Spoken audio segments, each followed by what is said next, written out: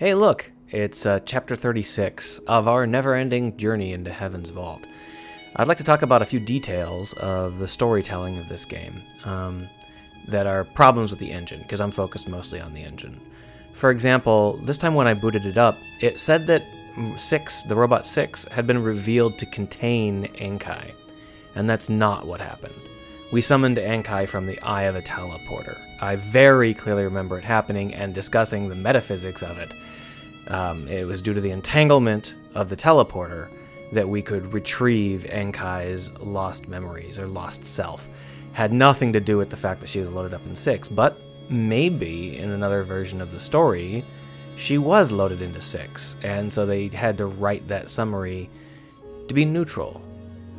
Another thing worth noting is that when we started off to Iox, the only thing that we were told is that maybe Huang would like to know that we met the traitor that he was talking about. Well, that's a strange thing to say we might be interested in, because not only did we meet the traitor, we already reported back to Huang, found the library, grabbed the book, and are on our way back with the greatest find of Huang's life. So why does the game think that we just want to update him on the fact that we did an errand for him? That's a strange thing. And there's also a lot of details that you miss out on if you play this game. Like, for example, you can actually go down into that pit that back on the eyeball world where we resurrected Enkai. You can go back to that pit apparently and go to the bottom. I don't know what's down there. I might go ahead and load that save and try it. But the point is that you have to do it after you do it your first time. The first time you can't get down there, and the second time you can, but only while your robot's distracted, apparently. And so there's a lot of situations where there are tons of things that you can just miss.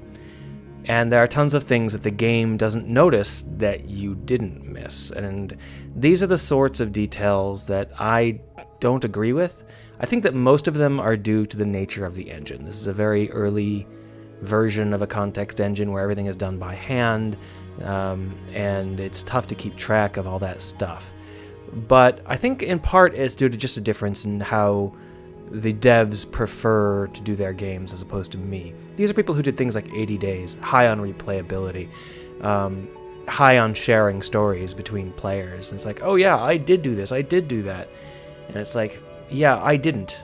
And I'm only going to play the game once, so I got a sub-perfect experience. I got a subpar experience. I missed a lot of the story. And I mean, I'm playing the game several times, but I'm an outlier. It always felt bad to me to have a game where you could fail. And I actually commented, a friend of mine on Twitter was talking about, how he didn't get the same result for returning the child from the theater world because he chose the wrong option in the conversation, so the child just ran away. And I'm like, well, that's like a big chunk. That was like 15 minutes of talking to Tappy and the child and all that stuff. And it had ramifications down the line, too, where we got to choose, things like, did the child come back and say the magic word? Did we tell anybody about the child? That sort of stuff. That's not a small thing to miss out on, and there's no way to know which branch of that conversation will end up with you not getting to talk to the child. And similarly, there's not really any sign that the book that we retrieved will fall magically. So frequently, it would fall either before the people were done exploring the ground floor or never. These are big things that you miss out on, and I think that that's like pass-fail. But when I was talking to my friend about it on Twitter, and I said there's a lot of like pass-fail nonsense where you're not given any warning, the devs actually chimed in and says, oh, you can't lose the game, there's no pass-fail. It's like, you're misunderstanding your game. You're misunderstanding the experience of the players. If I do not get all of the story that I was looking for, if I do not get all the story that's available, that is a failure. It's not a matter of, oh, can I beat the game? Sure, I can beat the game, but I won't have had as full an experience as someone who actually managed to return the child or find out what's at the bottom of the pit or all that stuff. And I think it's just a difference in, how it's presented, because I don't have any problem with, failing to do the million, billion, trillion side quests in Mass Effect. I don't really care about that too much. But I do care when it's the equivalent of a side quest here, because there's no sign that I'm missing anything. There's no sign that there's going to be a problem if I do A instead of B. It just kind of, it's all super foggy, and that means, when it's foggy, you want to know as much as possible all the time, because you can't see very well. And I think that that's a problem, not in the engine, but just in how the devs prefer to develop things. And I disagree with them on that, not a huge deal. But it does make me itch a little bit. Now, let's see what Iox has to say. That's all you're going to say about Iox? Okay.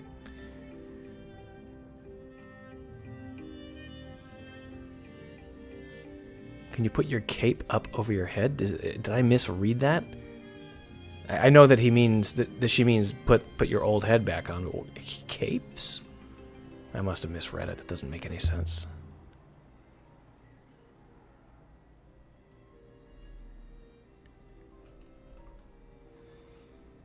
Well, I don't really have very many strong feelings about my robot in this playthrough. Boy, is it going to be a pleasure. I'm going to tell you, you are going to faint. You delivered it before I had a chance to... I wanted to deliver it and see him faint. Jerk. I've never seen this before because I didn't get the book to collapse the first time.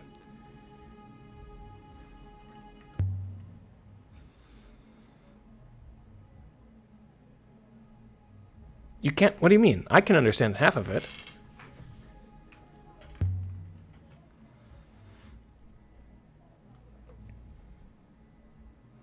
That's true. Whenever I get things wrong, I magically know which word doesn't exist. No, it's a fairy tale. But that's okay. I was really relying on you being able to read it, Huang. There's like tons and tons of words in there that I don't know anything about.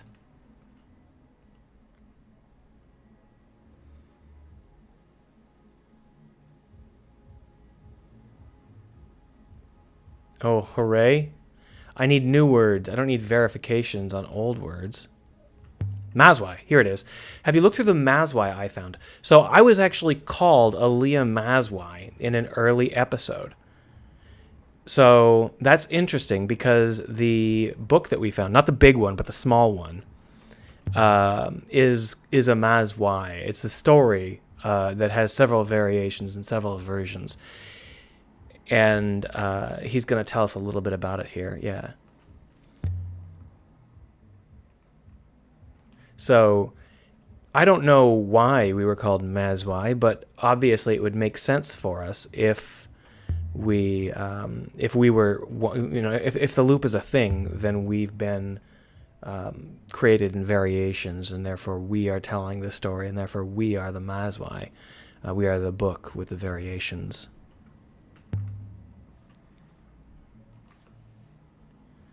But I don't know the specifics of it. And I've heard that it only happens to some players. I'm not sure. It's one of those things where it's random, or apparently random, and the devs don't really care who finds it and who doesn't.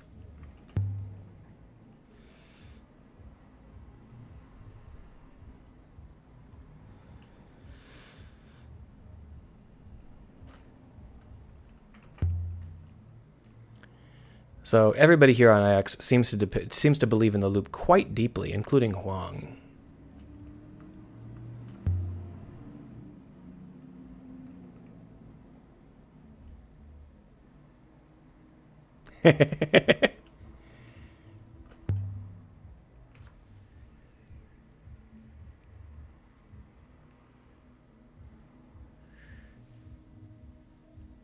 Oh no, so you didn't sell her any books?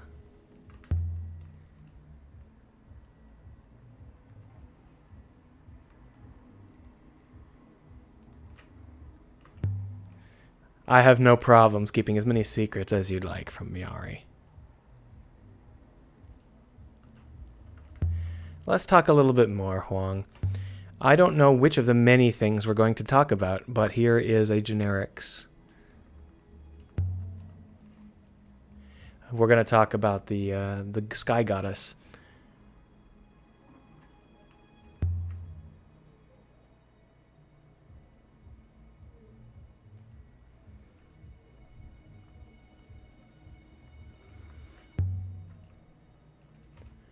Now, we know that he was led to this guy goddess by 6.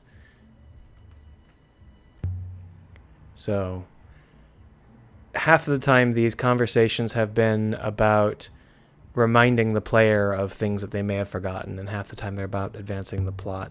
Let's see whether we've got any more goods. Here's some... I'm trying to remember if any of these were challenging to translate. I don't think they were. I think I got all of these. Oh, well, there's a whole bunch of question marks. What I really want is...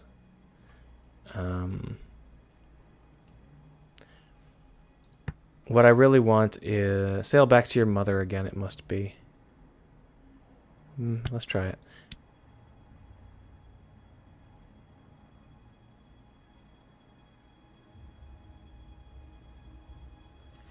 Yeah, I want new words. New words. Come on, bring the words, Swung. I got mysteries to fill, and this is my meat in this game. I love finding new words and filling in more gaps, and I'm not alone.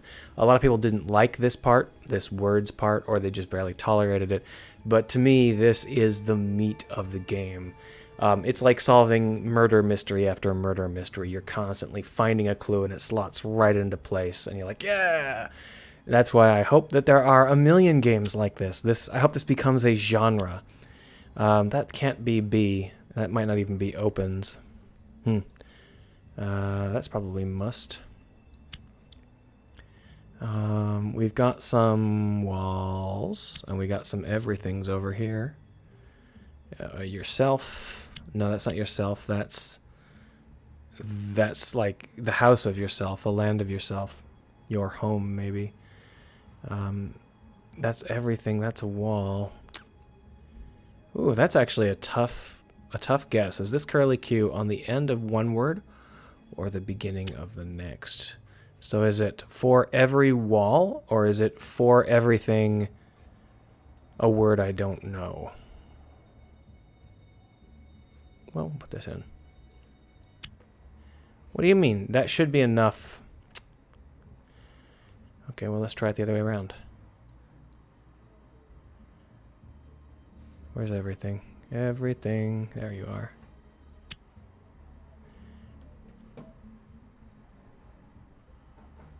This is not right. But the problem is this B is either not a B or opens isn't opens. So we'll find out now. You gonna cross off B? Okay, so it's not everything. That's fine. So for opens future. No, it's not future. It's must.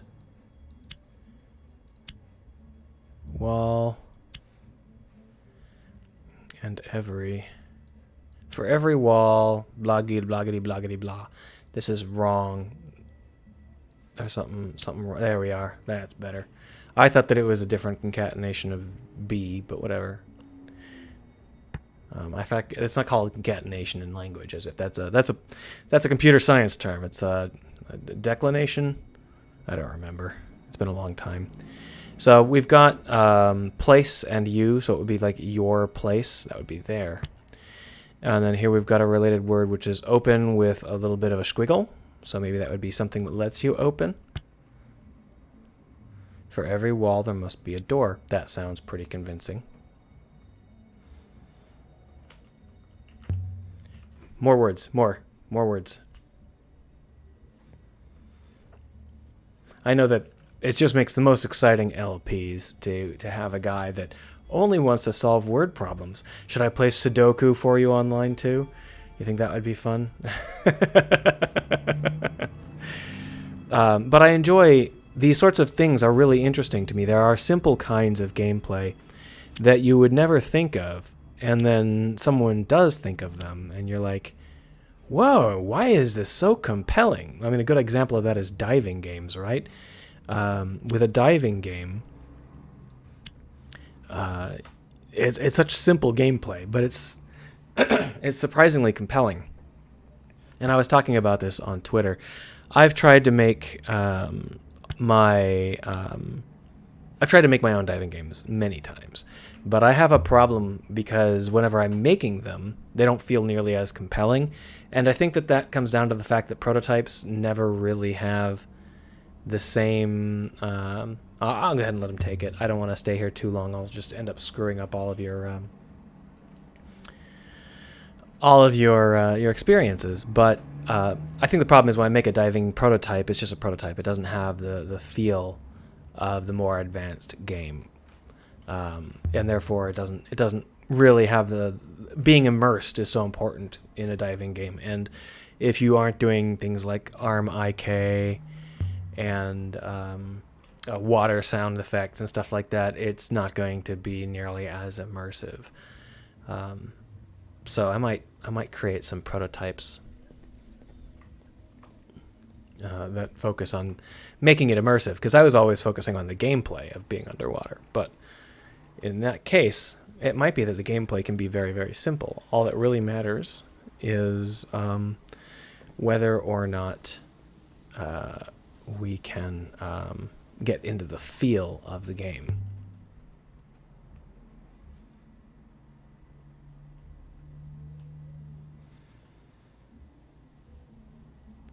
So I was expecting more. I was honestly expecting delivering that book would give me more. We do have a new lead, though. Let's go ahead and see whether we've got enough evidence to actually track that lead down, or whether or not we're going to have to go find some more toys.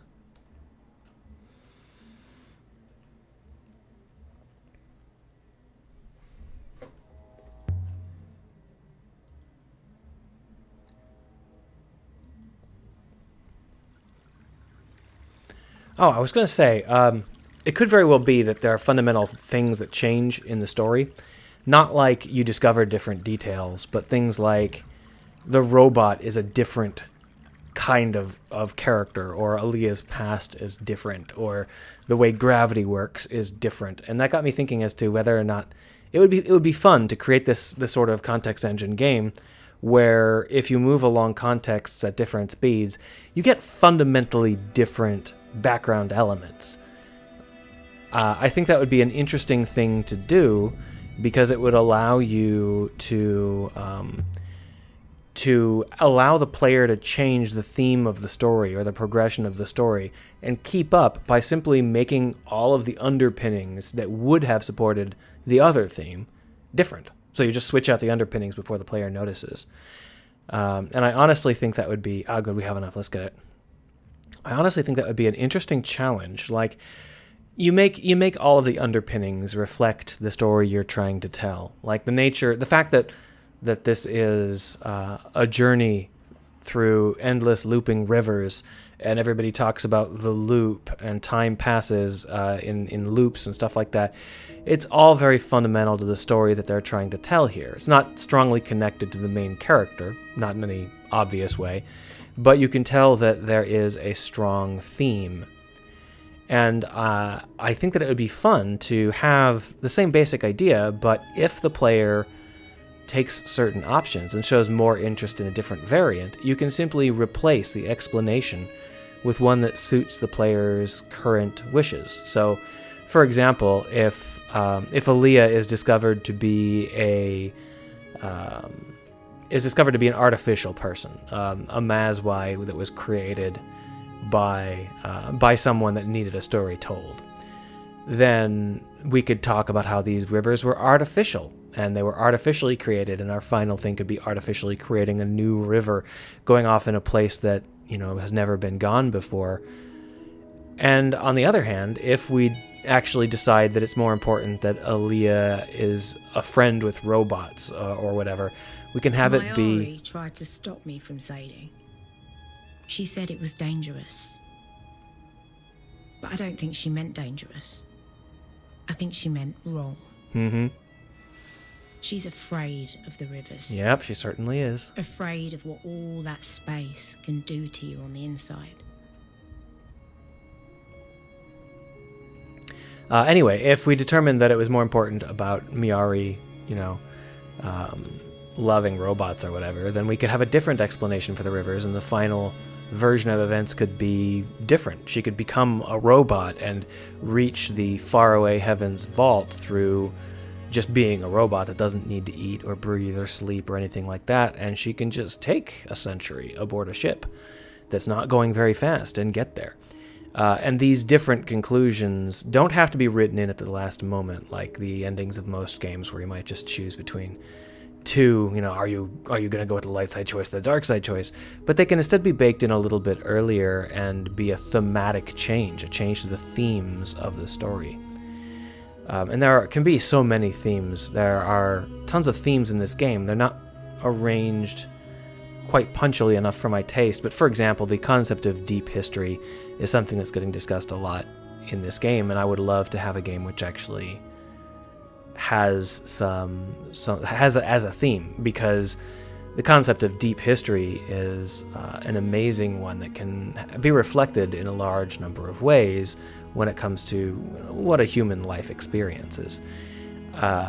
So there are so many cool themes I'd love to explore, and I think it's an interesting idea to make a game which could focus on a different set of themes depending on what the player was interested in, without ever needing to just make one game per theme. But on the other hand, if we theme it more tightly, it'll be a tighter experience. So it's probably better to do that. Just fun thoughts, Oh, look, a toy. Let's get the toy. Toy. There we are, got it.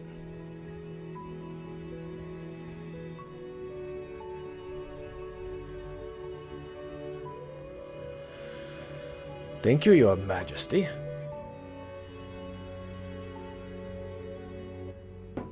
Words. Okay, this is none of the words I want. I know all these words already. Don't give me stuff I already know. Oh well. That's not it, is it? No, it's not. Never mind. Maybe I don't know all these words.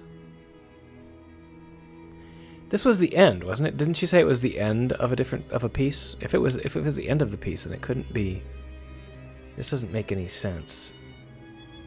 We'll just toss those words in and out in a little bit here. So let's take one of these out and drop in gods. In time, gods will do. In time, gods will return, or in time, gods will something travel. Well, let's try rear. No. So that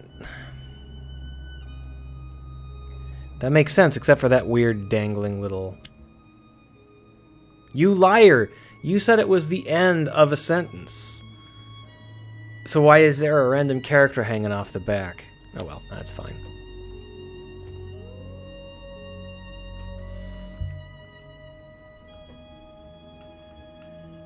Yes, the river goddess was the goddess of sailing. We already learned that. That's not like something I'm inheriting from a previous playthrough. It would be good if, a context engine can keep track of the facts that you've been told, and so discussions can unfold differently depending on whether you know something or whether you're talking about it. It's a good chance to remind the player of what they know, to establish character for the various participants, to make the main character, the player character, feel more intelligent and in control. There's a lot of reasons why you might want to use that information more aggressively. Some say the rivers have a source. I say that.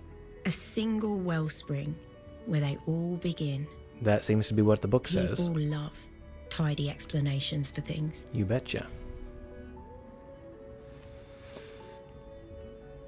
Similarly, that could easily be a theme as well. That would be fun. The idea that nothing is as tidy as it seems. But that would get really annoying, so you have to be some kind of care. Take some kind of care. Oh, well, it's been quite a while. I'll see you next episode.